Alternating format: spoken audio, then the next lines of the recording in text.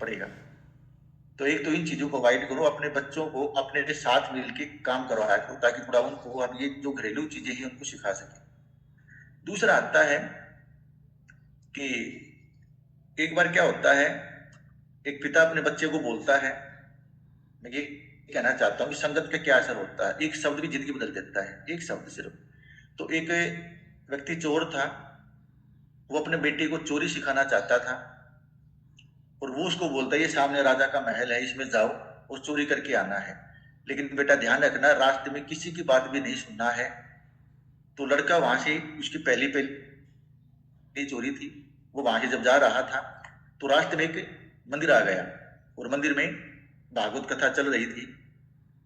तो उस लड़के ने सोचा कि पापा ने कहा था कुछ भी सुनना नहीं है, तो वो वहां से कानों में से हाथ लगा के गुजर रहा था, तो इत्तेफाक से उसको ठोकर लग जाती है और वो गिर जाता है। जब वो ठोकर लगी, गिर आता, उसके हाथ हट गए। उसने दो बातें इस दौरान उसने सुन ली, एक तो ये थी कि कभी भी झूठ मत बोलो, और दूसरा जिसके घर का अन्न और पानी आपने ले लिया खा लिया उसको कभी धोखा मत दो।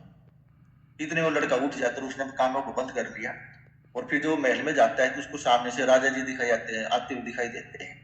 तो राजा उसको बोलता है भाई कौन है, कहाँ जा रहे हो। तब उसको वो बात याद आएगी, झूठ नहीं बोलना। वो बोलता है मैं तो महल में चोरी करने जा रहा हूँ। तो राजा को बड़ी हंसी भी आई कि मेरे ही घर में मेरे को कह रहा है चोरी करने जा रहा हूँ तेरे घर में। उन्हें सोचा चलो छोटा बच्चा क्या करे, खाने पीने की चीज उठा ले, कोई खिलौना उठा लेगा ज्यादा से ज्यादा। बोलता ठीक तो खा चोरी कर लेना भाई, कोई दिक्कत नहीं, ऐसा करना तू थोड़ा कमजोर दिख रहा है, भूखा लग रहा है, तो ऐसा कर पहले खाना खा ले और फिर चोरी करना।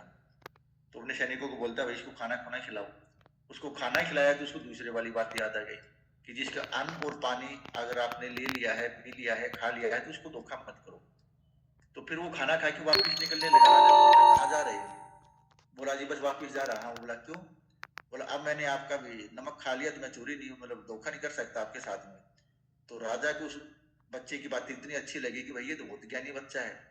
तो बोलता ठीक है तू हमारे महल में ही रहे, यहीं पे लिखाई पढ़ाई कर और बड़ा होकर यहीं पे तेरे को हम सेनापति बनाएंगे। फिर बोलता है कि इसके पापा को ले आओ बुला के, भाई जिसका बच्चा इतना अच्छा है उसके पापा कितने अच्छे होंगे। दो सैनिक गए उसके घर पे पापा को बुलाने।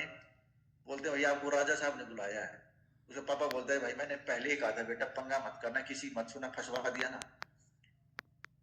अब वहां पे जब वो गया तो ऐसे करते हुए छोड़ दो छोटा बच्चा ऐसे वैसे करे। तो राजा बोलता नहीं भाई तेरा बेटा तो बहुत अच्छा है। देखो इसने दो बातें बताई, एक तो झूठ मत बोलो, दूसरा जिसके साथ आपने अन्न पानी लिया उसको धोखा मत दो। तब उसके पापा को ही वहीं रख लेता है कि तू भी महल में रह, चोरी वोरी बंद कर, तुम यहीं रहा। तो कहने की बात यह है अगर हम ऐसी कम्युनिटी में जाएंगे ना, आपका अगर माइंड सही है तो सब कुछ सही है भाई। जब हम समस्या में होते हैं, जब समस्या में होते हैं, अगर चारों तरफ ये देखोगे कि मैं तो मर गया, फंस गया, कोई मेरे पास आस पास नहीं है, तो आपको सारे ऐसे ही दिखाई देंगे कि सब मेरे खिलाफ हैं।